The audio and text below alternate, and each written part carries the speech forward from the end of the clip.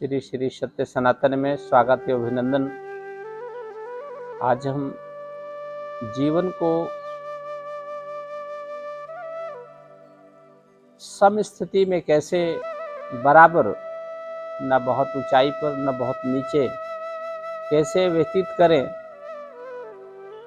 इस पर चर्चा करेंगे।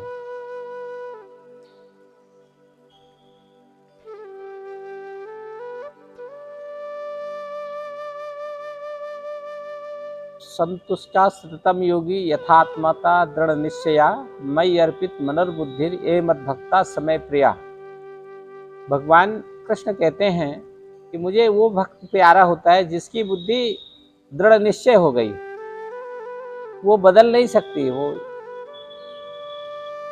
आगे पीछे नहीं करती है, चाहे दुख आए चाहे सुख आए, वो बराबर रहता है।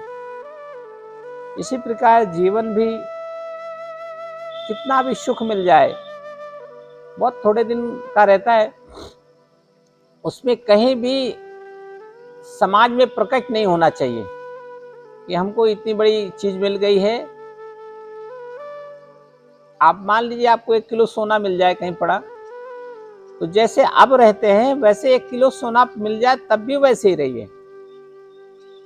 वो ठीक है, आपको मिल गया, ठीक है, पड़ा रहेगा घर पे, लेकिन वो कहीं भी आपके मन में, बुद्धि में, पड़ोस में, पटीदार में कहीं प्रकट नहीं होना चाहिए। और आपको बहुत पहाड़ जैसा दुख हो गया, सब कुछ हो गया, तो बहुत दुखी नहीं होना, क्योंकि वो परमात्मा देता है सुख और दुख, आदमी का बस का है नहीं। तो हम आदमी होकर के क्यों दुखी और बहुत खुशी हो जाते हैं। तो स्थिर मति से रहना, स्थिर भाव से रहना, ऐसा ही व्यक्ति जो परमात्मा पर निर्भर हो जाता है, आधारित हो जाता है, उसको सर्वस्व अर्पित कर देता है, उसकी बुद्धि इसी प्रकार की बन जाती है। जब तक अर्जुन के मन में तमाम प्रकार का प्रश्न था,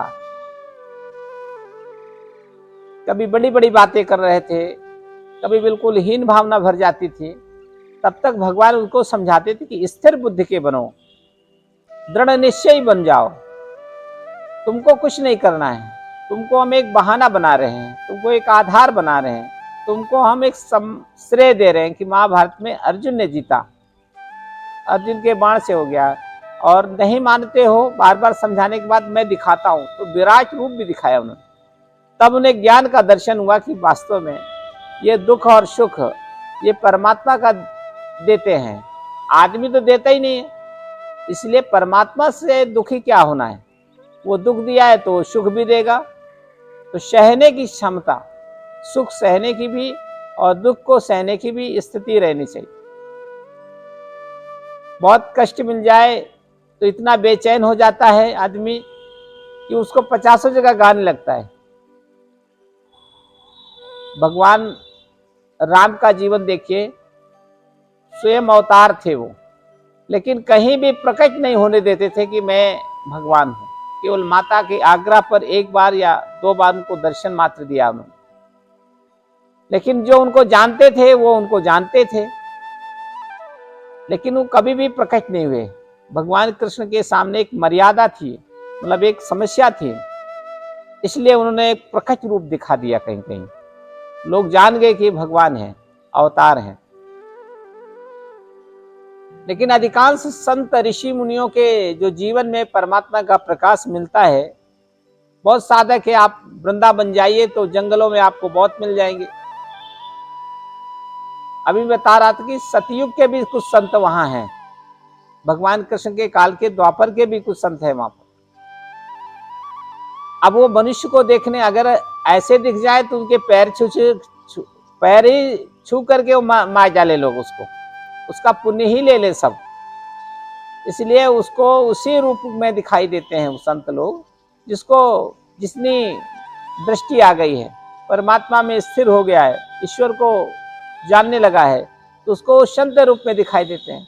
तो संतों के पैर नहीं छूते, साष्टांग प्रणाम करके आगे बढ़ जाते हैं। उन्हीं के लिए, दर्शन के लिए वो हैं भी। और जो इस अवस्था पे नहीं है, इस ज्ञान की स्थिति नहीं मिली उसको, उसके लिए वो अजगर दिखाई देते हैं, डर जाते हैं, उसके पास नहीं जाते, दूर से ही हाथ जोड़ के किनारे से निकल जाते हैं। तो ये मन की स्थिति होती है कि आपको स्थिर भाव से जीना है। आप बहुत कठिनाई, बहुत खुशी, दोनों की स्थिति में, बहुत स्वस्थ हैं, पहलवान हैं, बहुत बीमार हो गए, दोनों में सम रहिए। कभी भी उसका असर मन पे ना आने दीजिए और मन को हमेशा परमात्मा के पर निर्भर कर दीजिए, टिका दीजिए, तभी वो स्थिर रहेगा।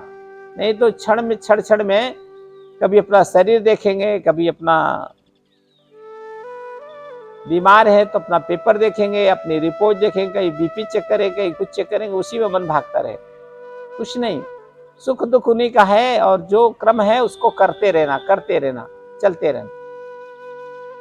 और इसके लिए अभ्यास की आवश्यकता है। बिना अभ्यास का हमारा जो जीवन है ना, वो काफी प्रभावित रहता है। बैठने का अभ्यास नहीं, बोलने का अभ्यास नहीं, समझने का अभ्यास नहीं, पढ़ने का अभ्यास नहीं, किसी काम को करने का ठीक से अभ्यास नहीं है। इसके कारण वो जीवन भर दिन, जब तक जिंदगी है, उथल पुथल होता रहता है, उठा पटक होता रहता है, वो आता ही नहीं काम करना ठीक से, तो क्योंकि हमने उसको सीखा ही नहीं कायदे से। जीवन ये मिला है, इसको बहुत समझने की आवश्यकता है। इस पे न दुख का असर होने देना चाहिए, न सुख का असर देना चाहिए। बिल्कुल सामान्य स्थिति में, जैसे समुद्र है, लेकिन वो भी प्रकट कर देता है, अमावस्या पूर्णमासी को ज्वार और भाटे के रूप में आ जाता है। तो सागर की तरह शांत तो रहते हैं, लेकिन अमावस्या पूर्णमासी को जो आवाज होती है, जो गड़गड़ाहट होती है, जो सुनामी आती है, वह भी नहीं प्रकट होने देना चाहिए। बहुत परिस्थिति पर होना चाहिए।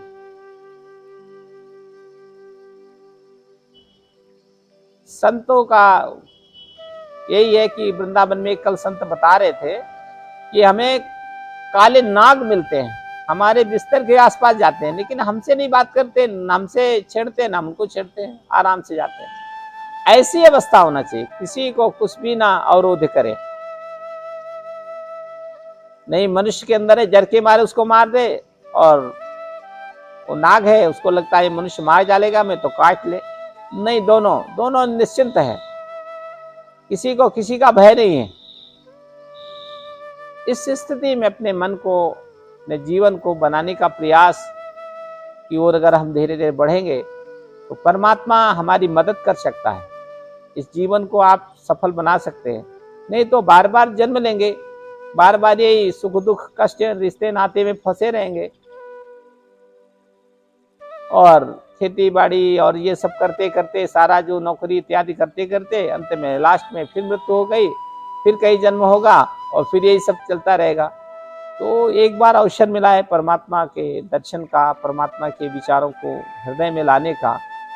तो अगर हम प्रयास करें, हम चाहें, जिज्ञासा जगाएं अपने हृदय में कि हे परमात्मा, मुझे पहले ही बार, ये मेरा पहला और अंतिम जीवन है मनुष्य के रूप में, अब मुझे बार बार इस धरती पे आने की आवश्यकता ना करें।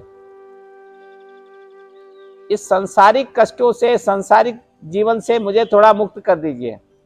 तो उसके लिए जो भगवान का नियम है, उपाय है, उसके लिए हम लोग थोड़ा सा चले, उस पर पालन करें, तो निश्चित है इस संसार का जो हमारा समय है, उस समय में हम बहुत दुखी पीड़ित नहीं रहेंगे, और बहुत ठीक रहेगा, कोई बहुत कष्ट से नहीं रहेगा, और मन संतुष्ट हो जाएगा। जब तक आपको जीवन में संतुष्टि नहीं मिलेगी, तब तक आपको ये जीवन सफल नहीं होगा। भगवान गीता में कहा है, संतुष्टा सततम योगी यथा आत्मतः दृढ़ निश्चया मयि अर्पित मनोर्बुद्धिर ए मद भक्ता समय प्रिया। जो भक्त अपनी बुद्धि को मुझ में समर्पित कर देता है, वो संतुष्ट हो जाता है, और जो बुद्धि को समर्पित नहीं करता, तर्क करता है, बहस करता है, वो संतुष्ट नहीं होता है, वो भक्त मुझे प्रिय नहीं होता। तो संतुष्टि सबसे बड़ी चीज है, संतोष कहते हैं हम लोग उसको। संतोष का आना बहुत आवश्यक है। जो भी है, जैसे भी हैं, उसी से आगे बढ़ेंगे। किसी को कष्ट ना दे करके, किसी को तकलीफ ना देते हुए अपने कार्य को आगे बढ़ाते रहिए, चलते रहिए। चरे वेती माने चलते रहो। तब आपका अपना जीवन का लक्ष्य पूरा होगा। और अपने जीवन का जिस लिए जन्म लिए हो, हम आप ये तो व्यर्थ है कि हम आप रिश्ते को मानते हैं। ये मतलब भगवान के उसमें ये कहीं भी रिश्ता उस्ता नहीं आता, लेकिन संसारिक जीवन में आएंगे तो रिश्ते रहेंगे, लेकिन असलियत तो रिश्ता है नहीं। सबका जीवन मिला हुआ है, अलग अलग स्वतंत्र स्वायत्त है। अपने हिसाब से जीवन को जीना पड़ेगा और आगे उसकी गति या सदगति उसे मिलेगी। तो असला ज्ञान तो वो है, लेकिन यहाँ पर हम सारे नाते रिश्ते में फंसे हुए और असला मार्ग में भूल जाते हैं और गलत और नकले मार्ग में चलते रहते हैं। परमात्मा से हम कुछ भी नहीं जानते, कोई नियम उपाय ज्ञान हमें नहीं है, लेकिन हमारी एक अंतरात्मा की इच्छा है, हे परमात्मा हमें सदमार्ग दो, अपना उजाला दो, अपना प्रकाश दो, जिससे हम उस प्रकाश को लेकर अपने जीवन को सफल और सार्थक बनाएं, सुगंधित बनाएं, दूसरे को किसी को कष्ट ना दें। जिनका जीवन का कुछ पता नहीं रहता प्रभावशाली होते हैं, जब वो नहीं रहते तब उनको याद करते हैं।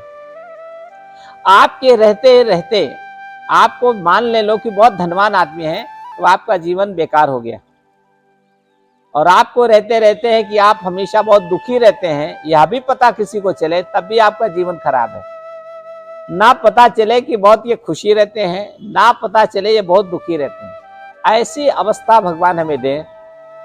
उनसे जब आप चाहेंगे, प्रार्थना करेंगे, विनती करेंगे, निवेदन करेंगे, उसके पूजा अर्चना जो भी करना है उसके लिए करेंगे, तो धीरे धीरे परमात्मा आपको उस तरफ ले जाएगा और तब तक आपका सब प्रकार का कार्य पूर्ण होता जाएगा। आपका लक्ष्य, आपका जीवन, आपका जिम्मेदारियां सब पूरी हो जाएंगी और आपका जीवन सफल और पूर्ण हो जाएगा, सफल हो जाएगा। इसी को हम कहते हैं पूर्णमदः पूर्णमिदं पूर्णात् पूर्णमुदच्यते पूर्णस्य पूर्णमादाय पूर्णमेवावशिष्यते, यानी पूर्णता में पूर्ण।